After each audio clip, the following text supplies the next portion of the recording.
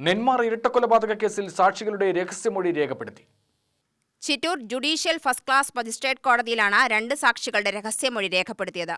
ചെന്താമര കൊലപ്പെടുത്താൻ ഉദ്ദേശിച്ചിരുന്ന അയൽവാസി പുഷ്പ, മറ്റൊരു അയൽവാസി കർണൻ എന്നിവരുടെ മൊഴിയാണ് രേഖപ്പെടുത്തിയിട്ടുള്ളത്. സാക്ഷികൾ കൂറുമാറാതിരിക്കാനാണ് രഹസ്യമൊഴി രേഖപ്പെടുത്തിയത്. ഇനിയും ഒരാൾ ചെന്താമരയുടെ കൊലക്കത്തിക്ക് ഇരയാവാതിരിക്കാൻ മൊഴിയിൽ ഉറച്ചു നിൽക്കുന്നതായി സാക്ഷികൾ പറയുന്നു.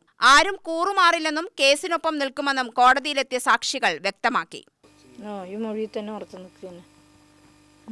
ഉറച്ചു നിൽക്കാനുള്ള തീരുമാനമാണ്. എന്ത് വന്നാലും ശരി, കുട്ടികൾക്കൊരു നീതി കിട്ടണം. ഞങ്ങളിവിടെ ഇരിക്കുന്നവർക്കൊക്കെ വന്ന് ജീവിക്കണ്ടേ? ഇന്ന് കൊടുത്ത മൊഴിയിൽ തന്നെ ഉറച്ചു നിൽക്കാനാണ്. പിന്നെ കുട്ടികൾക്കൊരു നീതി കിട്ടണ്ടേ? ഞങ്ങൾക്കൂടെയുള്ള നാട്ടുകാർക്കൊക്കെ ജീവിക്കണ്ടേ? അപ്പം നിങ്ങൾ കൊടുത്ത മൊഴിയിൽ തന്നെ ഉറച്ചു നിൽക്കാനുള്ള തീരുമാനമാണ്. ജാമ്യം കിട്ടാൻ പാടില്ല, പുറത്ത് വരാൻ പാടില്ല. അതുപോലെ ഇത് ജാമ്യം കൊടുത്ത് ഇതുപോലെ വന്നാൽ വീട്ടുകാർ ഇതുപോലെ ഇത് പരിഗണന കൊടുക്കാൻ പാടില്ല. ഇപ്പോൾ താക്കോല് വീടൊക്കെ പൂട്ടി താക്കോല് ഭാര്യ എടുത്തിട്ട് പോയതാണ്. ആ താക്കോല് എങ്ങനെ കിട്ടി? അപ്പോൾ അവർ വീട്ടുകാർ ഉള്ളില്ലാതെയാണോ ഈ മാതിരി ഇപ്പോൾ 2 മരണം സംഭവിച്ചത്? ഭാര്യയും മകളൊക്കെ സേഫ്റ്റിയായി. ഞങ്ങൾ അയൽവാസിക്കാർക്കാണെങ്കിൽ ഞങ്ങൾക്കാണ് കുറ്റം.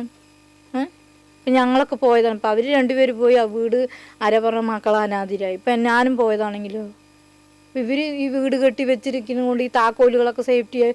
അവർക്ക് താക്കോല് കൊടുക്കാതെ എങ്ങനെ അവർ കൈ താക്കോല് കിട്ടി? പുതിയ പൂട്ട് വാങ്ങി പൂട്ടിയിട്ട് പോയുള്ളൂ. അതൊക്കെ ചെയ്യണത് ശരിയാണോ?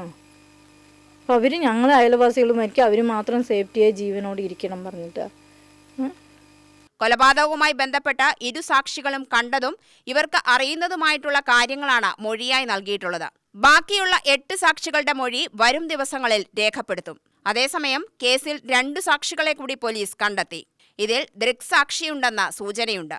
കൊലപാതകത്തിന് ശേഷം പ്രദേശത്തു നിന്നും കാണാതായവരുടെ ലിസ്റ്റ് തയ്യാറാക്കിയപ്പോഴാണ് ഇവരെ കണ്ടെത്താൻ പോലീസിന് കഴിഞ്ഞത്.